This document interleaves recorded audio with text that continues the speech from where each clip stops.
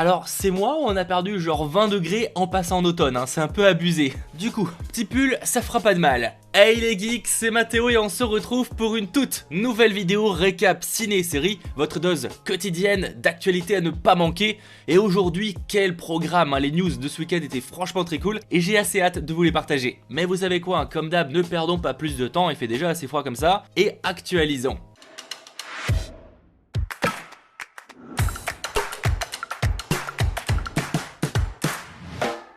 Bon, pour commencer, hein, vous le savez probablement, mais les studios ont pour l'instant deux solutions pour s'adapter au virus. Soit ils repoussent leur sortie au moment où ça ira mieux, c'est ce que font la plupart, soit sinon ils le proposent directement sur une plateforme de streaming. Et pour le film qui va suivre, ce sera le cas. Le prochain film réalisé par les frères Russo après Avengers Endgame se passera d'une sortie dans les salles pour directement débarquer sur Apple TV+. Chéri, hein, c'est son nom, avec Tom Holland, arrivera sur la plateforme début 2021. L'idée étant donc qu'il soit éligible à plusieurs cérémonies, donc sortie probable en janvier. Pour rappel, Tom Holland y incarnera un ancien médecin de l'armée tombé dans la drogue et les braquages. Ouais, j'admets que j'ai assez hâte de voir l'acteur dans un rôle de ce style. On en revient au film qui est cette fois sorti au cinéma, parlons de Tenet.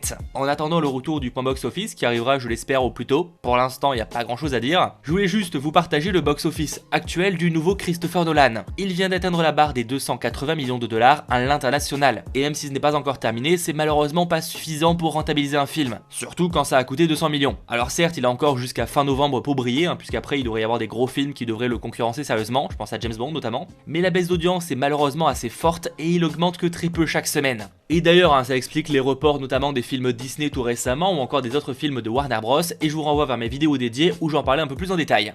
Allez, on en revient aux bonnes nouvelles, hein, parce que j'en ai quand même, heureusement d'ailleurs. En dehors de son casting, la prochaine réalisation de M. Night Shyamalan après Glass restait encore assez mystérieuse. Déjà, on a une première affiche que vous voyez là avec aussi son titre, il va s'appeler Old. Selon les infos de Collider, Old va s'inspirer du roman graphique français Château de Sable. Il paraîtrait même que Shyamalan a reçu le comics comme cadeau à la fête des pères et l'a adoré. Et direct, il en a racheté les droits pour le cinéma. Même s'il ne s'agira pas donc d'une adaptation mais d'une inspiration, on suit dans les comics un groupe de 13 personnes qui ne sont pas en mesure de quitter une plage mystérieuse et isolée qui cache un sombre secret. Et tout ça implique le temps. C'est visiblement cette base qui va servir pour Old. Il tourne en ce moment même et doit sortir fin juillet 2021 au cinéma. Qui tourne en ce moment, on a aussi les deux prochains films Avatar. Et bonne nouvelle justement, James Cameron a fait un petit point sur la situation et où en est le projet. Il déclare avoir perdu 4 mois et demi de production, ce qui explique le report du film en décembre 2022 au lieu de 2021. Et que le jour où sortira Avatar 2, ils commenceront simplement à travailler sur la finition d'Avatar 3. Donc en vrai, ça va pas beaucoup les avancer. Actuellement, ils tournent la partie live action en Nouvelle-Zélande et ils ont terminé à 100% celui d'Avatar 2 et à environ 95% celui de Avatar 3. Ils pourront donc bientôt s'attaquer à la post-production du 2 qui demandera donc pas loin de 2 ans de travail en plus de ce qui a déjà été fait.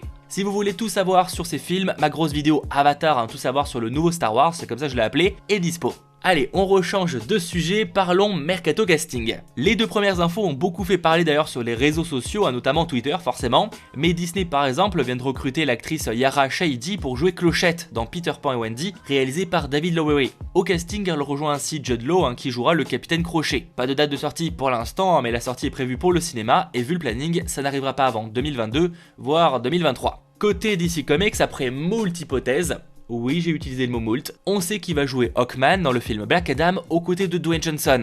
Aldis Hodge a été choisi pour le rôle, excellent acteur qu'on a récemment vu dans One Night in Miami ou encore The Invisible Man. Et il semblerait même, hein, pour l'anecdote, qu'il ait appris la nouvelle directement de la bouche de Dwayne Johnson quand il a appelé. Plutôt cool. Pour rappel, hein, Hawkman est un personnage de l'univers DC Comics qui a eu plusieurs identités, mais c'est la réincarnation d'un ancien prince égyptien maudit. Black Adam doit sortir fin 2021 et tourner logiquement début 2021. Il y a moyen qu'il y ait un report.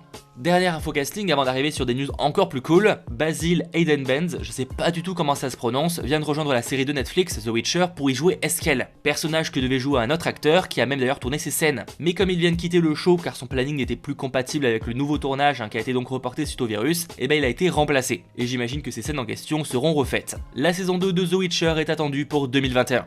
Et d'ailleurs, en parlant Netflix, en attendant la série live Resident Evil, hein, le service a créé la surprise plus tôt que prévu avec l'annonce justement d'une série animée Resident Evil, tirée donc du jeu de Capcom. Je ne peux pas l'affirmer, mais j'ai vu des sources déclarer, hein, que cette série serait canon à la franchise. Et de ce que l'on voit sur le teaser, il y aura Léon Kennedy ainsi que Claire Redfield. Son nom, Resident Evil Infinite Darkness. Et ce sera dispo en 2021, pas plus de précision. Mais entre les nouveaux jeux, les nouveaux films aussi, hein, parce que c'est en préparation du côté du cinéma, et ainsi que les deux séries sur Netflix, comics, franchement l'univers continue de s'étendre. Allez, pour terminer ce récap, je voulais juste vous partager ceci, voici un premier visuel de Javicia Leslie dans le costume de Batwoman. Alors je le dis pas souvent, mais alors clairement il y a un truc qui va pas. Bon, malgré tout, de ce que j'ai compris, elle aura quand même le droit à son propre costume bien à elle durant la saison. Et vraiment j'espère bien parce que là clairement ça ne lui va vraiment pas. Pour rappel, elle jouera un personnage original nommé Ryan Walder et qui reprendra le costume de Batwoman après la disparition de Kate Kane, qui sera d'ailleurs au cœur de l'intrigue de cette saison 2. Et ça arrive en 2021. Voilà, c'est déjà tout pour ce récap ciné et série, j'espère en tout cas qu'il vous aura plu et si c'est le cas, comme d'hab, pensez à lâcher le pouce bleu, pensez aussi à vous abonner. Et moi de mon côté, je vais allumer une cheminée. J'ai pas de cheminée mais franchement j'aurais apprécié. C'était votre geek, Mathéo, ciao tout le monde.